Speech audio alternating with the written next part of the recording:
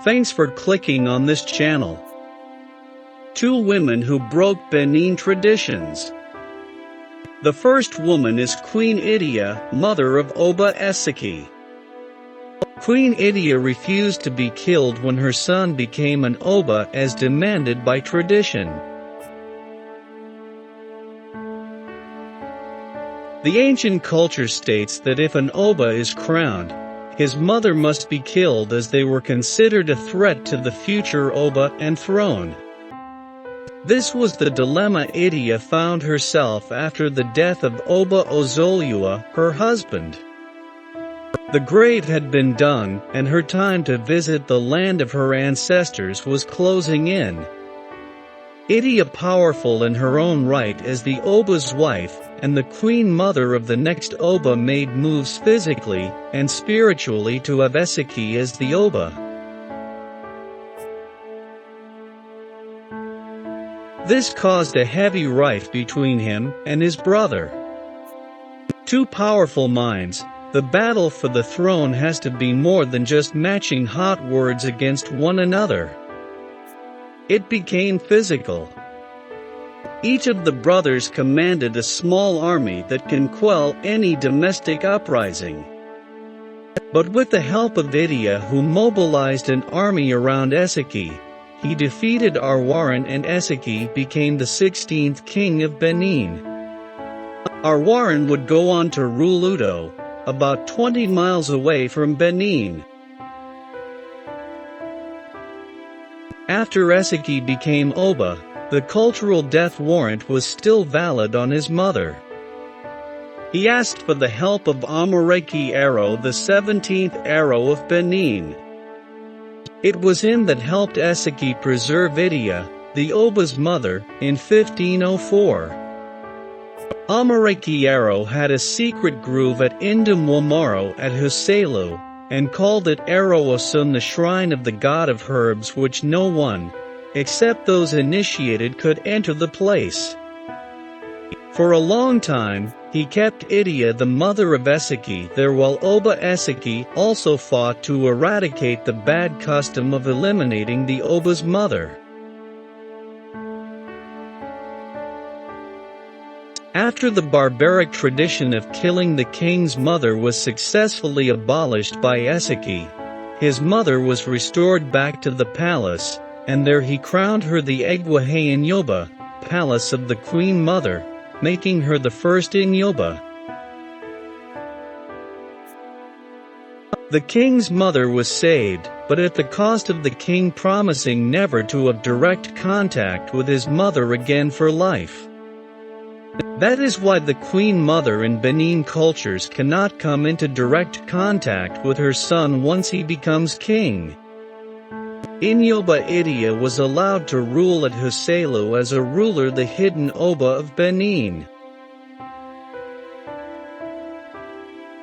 As time went on, Esigie became a very powerful Oba with his mother right by his side, protecting and advising her son on what steps and measures to take to develop and improve the great Benin kingdom.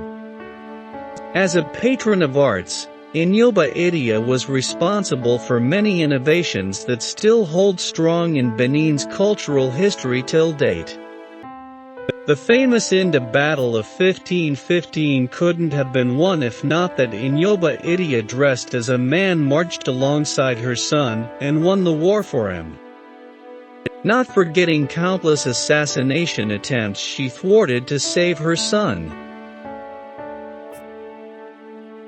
In 1550, Inyoba Idia died and left Esigie devastated, but not without the support of Ilaba, Esigie favorite's wife, whom she had specially groomed to fill her space. Esigie would later commission the royal carvers at the palace to carve a figure in the honor of the woman who was not just a mother, but a war general, a priestess, his advisor, and a patron of arts and culture. The figure that was carved would later be used as the official emblem of the Festac 1977 festival in Nigeria. Her name and role in history would never be forgotten.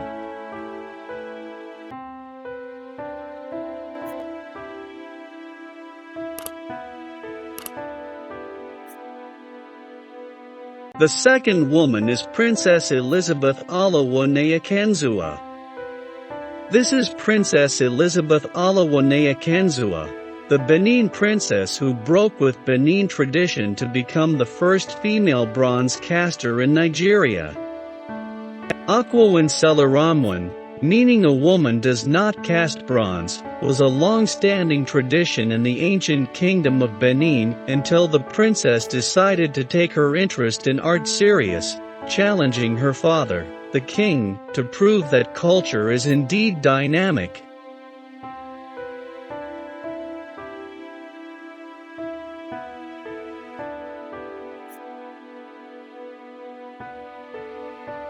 Born August 8, 1945, daughter of Oba Akenzua II, grandfather of the current king who reigned from 1933 till 1978, and an aunt of Oba Ozolua II, who ascended the ancient throne in 2016, Princess Elizabeth is also the first female to major in sculpture at the Department of Fine Arts at the University of Benin, and the first female recipient of the university's Master of Fine Arts, MFA. The Benin people hold very strongly to their customs and traditions which are empowered by the words of the Oba. One of such traditions was the one which forbade women from the great art of bronze casting for which the people of Benin have gained renown worldwide. It was believed that a woman would become barren if she went into the foundry or handled the bellows. As a child, Princess Elizabeth developed interest in the arts, especially sculpture, which was encouraged by her father. When she shared her desire to add bronze casting to her art, her father, a progressive king, decided to put traditions aside, entrusting the princess to the tutelage of the Okhuo-isẹ-ẹrọnmwọn Bronze Casting Guild, who would teach her the noble art. Princess Elizabeth continued her formal art education at the University of Benin, where she graduated with a BA in Fine Arts in 1979, going further to earn a master's degree in sculpture in 1984 after completing a thesis on an investigation into Benin's Purdue casting technique and becoming the University of Benin's first female recipient of a Master of Fine Arts, MFA. Thanks for watching. Please subscribe to this channel and click on the notification button so that whenever we upload a new video you will be notified.